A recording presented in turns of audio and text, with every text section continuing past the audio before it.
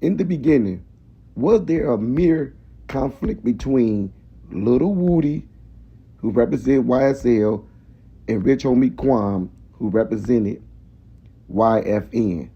Or was there a complete all-out beef between the two record labels?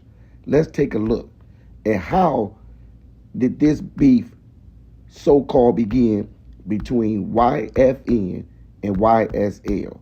Was it between Young Thug and Big Nut, or was something else present that set this beef in motion? Let's take a look at the friends in the beginning. Mr. Stevens, can you see the screen and it's in front of you as well, and describe to the jurors and tell them by what people are wearing who is seen in that photograph, please?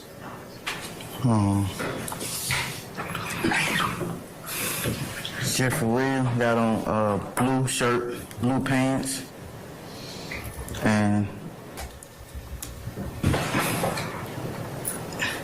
this Nut, he got on a white shirt with plaid shorts.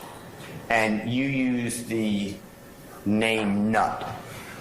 N-U-T, does that sound right? Yes. And do you, by any chance, if you don't, that's fine, know what Nut's government given name is? Yes. Can you tell the ladies and gentlemen jury? Donovan Thomas. And by looking at, if you know, Mr. Williams number 13, who posted this photograph of Mr. Williams and Mr. Thomas, Donovan Thomas, on social media? Do I know who posted it? Yeah. Do you know whose Instagram account it was? Yes, Nut. Tell the ladies and gentlemen jury who Instagram account posted it. Nut. And for some people who may not know, can you explain what it means by posting on your social media account? Just what does that mean? Uploading an image from your phone to the internet. Okay. Now in the beginning, between Young Thug and Big Nut, there was no beef until Fani Willis and the Atlanta police and these rogue detectives began to spread rumors that members of YSL had killed Big Nut. But when you finally see the truth that they were acquitted of Big Nut murder and Shamel Drink's murder, you wonder, how do she live with herself? By levying false allegations against both Yak and Shannon, she set the motion, and the detectives set the motion for these two rival record labels to be at odds. But here's the end results. Mr. Kendrick, you have been found not guilty on all charges. Mr. Stillwell, can you please stand? You have been found guilty on count 64, possession of a firearm by a convicted felon, and not guilty on every other charge.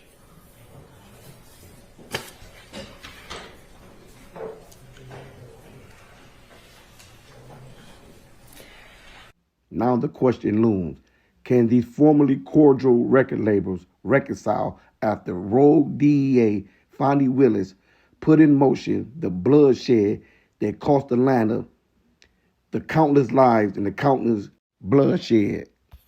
Just recently, while waiting on deliberations on the YSL RICO charges, Yak Gotti was stabbed in the county jail. A year earlier, Shannon Stillwell was stabbed. And before that, YFN Lucci was stabbed. How serious is the beef between YFN and YSL? This deadly beef spilled out into the streets of Atlanta and in the courtrooms of Fulton County. Not talking about what you told the police. I'm talking about reality now. On January 6th, 2015, you were at Club Crucial. I'm listening. You were in possession of a large amount of money and you were showing off in front of a bunch of people that knew you, in front of a bunch of girls, correct? I'm listening. in front of all these people at this club, Kelvin Watts, Shell Kell, Donovan Thomas's brother, jumped you, correct? I'm listening. He tested you. He started punching you. He tried to take your stuff. He gave you a black eye. He punched me in the back. He didn't hit me he didn't face me off. Okay. Well, you had a swollen face. Because another nigga hit me. Okay. Who was with Shell Kell? What's up, bro?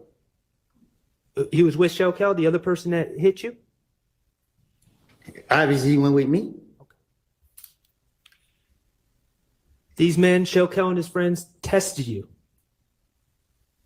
publicly in front of a bunch of people, in front of a bunch of girls, correct? They tried to run your pockets, right? I'm listening. Pardon my language, it pissed you off. Just like you is. Okay. 2 days later, on January 8th, 2015, you found out that Nut and Rich Homie Quan were outside the TIG studios on Metropolitan Avenue, didn't you? I don't know what you're talking about. You got in that rented Infiniti and drove up to that studio, didn't you? Your Honor, objection assuming facts not in the evidence. I'll allow it. You took your gun with you.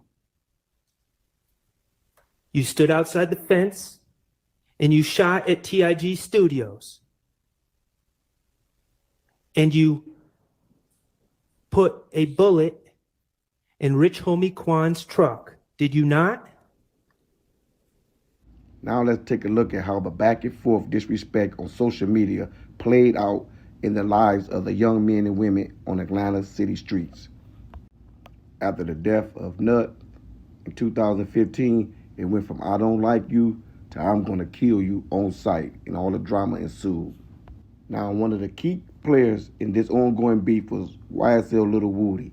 Him and his partner Threat, rest in peace, who now has passed away, was the main shooters in the back and forth between YFN and YSL as they were after Rich Homie Quan and members of YFN. Guns and money was ready and available to both sides, and both sides took a huge loss. First, let's start with YSL and the huge loss that they took. Hours later in a nearby neighborhood and trying to determine if the two are connected.